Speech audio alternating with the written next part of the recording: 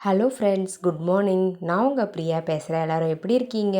இன்றைக்கி நம்ம இந்த வீடியோவில் என்ன பார்க்க போகிறோம்னு பார்த்தீங்கன்னா, நம்ம டே டு டே லைஃப்பில் யூஸ் ஆகக்கூடிய சூப்பரான டிப்ஸ்லாம் பார்க்க போகிறோங்க. வீடியோவை ஸ்கிப் பண்ணாமல் பாருங்கள் ஃப்ரெண்ட்ஸ். அப்போ தான் நான் என்ன சொல்ல வரேன் அப்படின்றது உங்களுக்கு கிளியராக புரியும். ஓகே ஃப்ரெண்ட்ஸ், இப்போ நம்ம வீடியோக்குள்ளே போகலாங்க. வீடியோக்குள்ளே போகிறதுக்கு முன்னாடி நீங்கள் நம்மளுடைய சேனலை ஃபஸ்ட் டைம் பார்க்குறீங்க அப்படின்னா மறக்காமல் சப்ஸ்கிரைப் பண்ணி வச்சுக்கோங்க.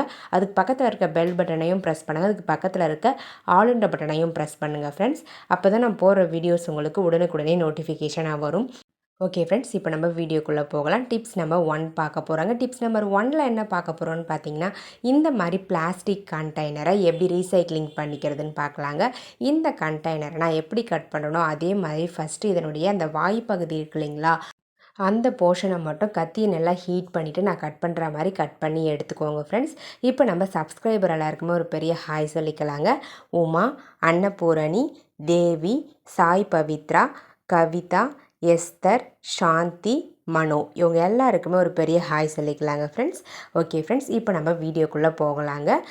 பாருங்கள் ஃப்ரெண்ட்ஸ், ஃபஸ்ட்டு நான் அதனுடைய மேல் பகுதியை கட் பண்ணி, அதாவது அந்த வாய்ப்பகுதியை கட் பண்ணி ரிமூவ் பண்ணிட்டேன். அடுத்தது நான் வந்து ஜிக்ஸாக்காக அதனுடைய டாப் இருக்கக்கூடிய அந்த போர்ஷனை வந்து பார்த்திங்கன்னா கட் பண்ணிடுறேங்க.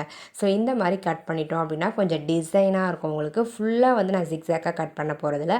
முக்கால்வாசி போர்ஷன்ஸை ஜிக்ஸாக்காக கட் பண்ணிவிட்டு கால்வாசி போர்ஷனை அப்படியே வந்து விட்டுற போகிறேன். அந்த எட்ஜஸ் மட்டும் ஷார்ப் பண்ணி எடுத்துக்கோங்க. அவ்வளோதாங்க ஃப்ரெண்ட்ஸ். இப்போ நம்ம கட் பண்ணாமல் இருக்கோம் இல்லைங்களா, அந்த இடத்துல சின்னதாக ஒரு ஹோல்ஸ் மட்டும் போட்டுக்கலாங்க. அது எதுக்காக அப்படின்னு பார்த்தீங்கன்னா, ஹேங் பண்ணுறதுக்காக தான். பாருங்கள், இந்த மாதிரி ஹோல்ஸ் போட்டு எடுத்துக்கோங்க. இப்போ நம்ம இதை கொஞ்சம் டெக்கரேட் பண்ண போகிறோம். டெக்கரேட் பண்ணுறதுக்காக நான் வந்து கலர் டேப் எடுத்திருக்கேன். இந்த ப்ளூ கலர் டேப்பை யூஸ் பண்ணி அழகாக நம்ம கீழே ஒரு லேயரும் மேலே வந்து பார்த்திங்கன்னா ஒரு லேயரும் ஒட்டி விட்டுட்டோம் அப்படின்னா பார்க்குறதுக்கு நீட்டாக இருக்குங்க. பாருங்கள், இந்த மாதிரி நீங்கள் ஃபஸ்ட்டு பாட்டமில் வந்து ஒட்டிக்கோங்க. ஒட்டிட்டு நீங்கள் பேக் சைடு அந்த வெட்டாமல் இருக்கு இல்லைங்களா, அந்த சைடில் வந்து இந்த டேப் போடாமல் விட்டுட்டா கூட பரவாயில்ல. ஃப்ரண்ட்டில் தெரியக்கூடிய அந்த போர்ஷனை மட்டும் டேப் போட்டு ஒட்டிக்கோங்க. ஏன்னா சைடில் இருக்கக்கூடிய அந்த போர்ஷன் நம்மளுக்கு வெளியே இருந்து பார்க்கும்போது தெரியாது. ஸோ அதனால் இந்த மாதிரி முன்பகுதியை மட்டும் நம்ம ஒட்டி எடுத்துக்கலாம் டேப் போட்டு. பாருங்கள் ஃப்ரெண்ட்ஸ், அவ்வளோதாங்க. நான் சிம்பிளாக வந்து டெக்கரேட் பண்ணி எடுத்திருக்கேன். ஸோ உங்கள்கிட்ட பெயிண்ட் இருக்குது அப்படின்னா நீங்கள் பெயிண்ட் கூட பண்ணி எடுத்துக்கலாம். அப்படி இல்லைனா கிஃப்ட் ராப்பர் ஒட்டி எடுத்துக்கலாம். உங்களுக்கு எப்படி பிடிச்சிருக்கோ, உங்கள்கிட்ட என்ன பொருள் இருக்கோ அதை வச்சு நீங்கள் டெக்கரேட் பண்ணி எடுத்துக்கோங்க ஃப்ரெண்ட்ஸ். அவ்வளோதாங்க, நம்மளுடைய சூப்பரான ஆர்கனைசர் ரெடி ஆகிடுச்சுங்க. நம்ம வேஸ்ட்டாக குப்பையில் தூக்கி போடக்கூடிய ஒரு பிளாஸ்டிக் கண்டெய்னரை யூஸ் பண்ணி ஒரு அழகான ஸ்ட்ராங்கான ஒரு ஆர்கனைசர் ரெடி பண்ணிட்டோம்.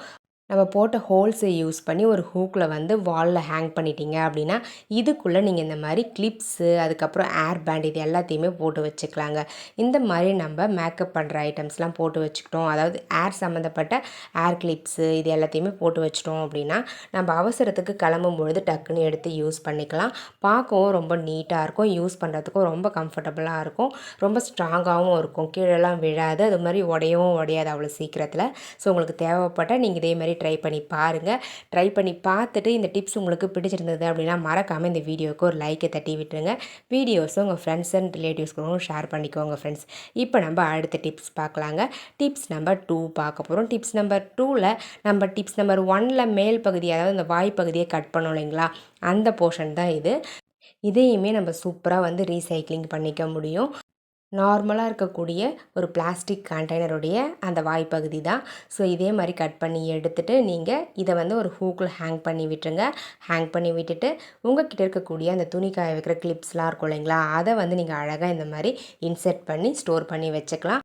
துணி காய வைக்கிற கொடி இருக்கிற இடத்துலையே இந்த மாதிரி ஒரு ஹூக் ரெடி பண்ணி வச்சிட்டிங்க அப்படின்னா அழகாக இந்த ரிங்கை மாட்டிட்டு அதில் ஒரு 25 கிளிப்ஸ் வரும். தாராளமாக இந்த மாதிரி இன்செர்ட் பண்ணி ஹேங் பண்ணிக்க முடியும்.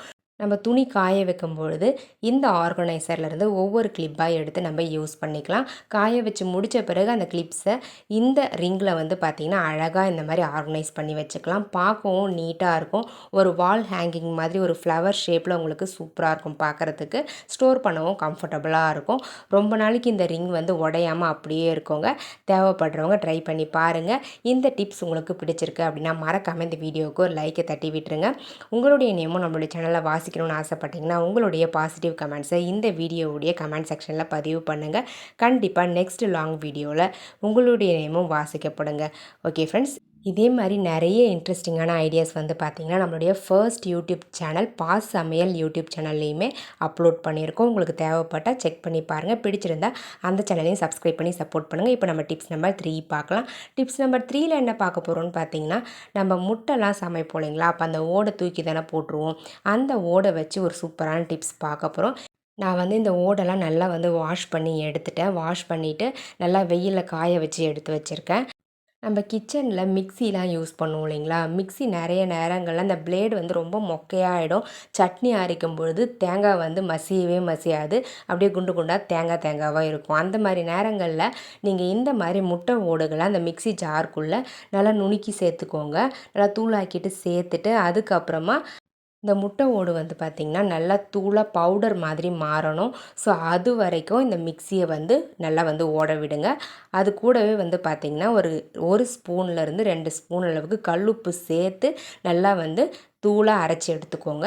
இந்த மாதிரி எதுக்காக அரைக்கிறோன்னு பார்த்தீங்கன்னா, அந்த பிளேடு வந்து நல்ல ஷார்ப்னஸ் வந்து உங்களுக்கு கிடைக்கும்.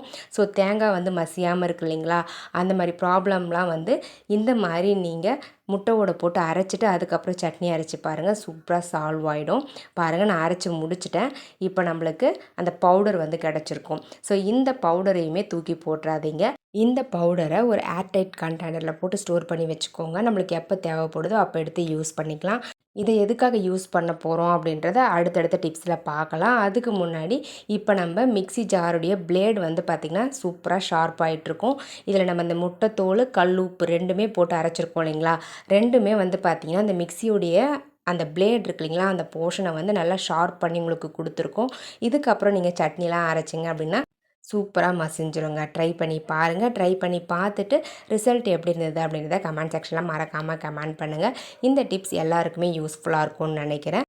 இந்த மாதிரி பண்ணும்பொழுது உங்களுக்கு மிக்ஸியுடைய அந்த பிளேடு மட்டும் ஷார்ப் ஆகிறது இல்லாமல் மிக்ஸியும் வந்து பார்த்திங்கன்னா எங்கேயாச்சும் டஸ்ட்டெல்லாம் படிஞ்சிருக்கு, ரொம்ப கை வைக்க முடியாத இடங்கள்லாம் அழுக்கு படிஞ்சிருக்கு அப்படின்னா அது எல்லாமே வந்து உங்களுக்கு க்ளீன் ஆகிடும். மிக்ஸியும் புதுசு மாதிரி மாறிவிடுங்க. ட்ரை பண்ணி பாருங்கள். இப்போ நம்ம டிப்ஸ் நம்பர் 4 பார்க்கலாம். டிப்ஸ் நம்பர் 4ல் இந்த மாதிரி கிளாஸஸ்லாம் நம்ம யூஸ் பண்ணுவோம். குழந்தைங்களாம் கிளாஸஸ் வச்சுருப்பாங்க.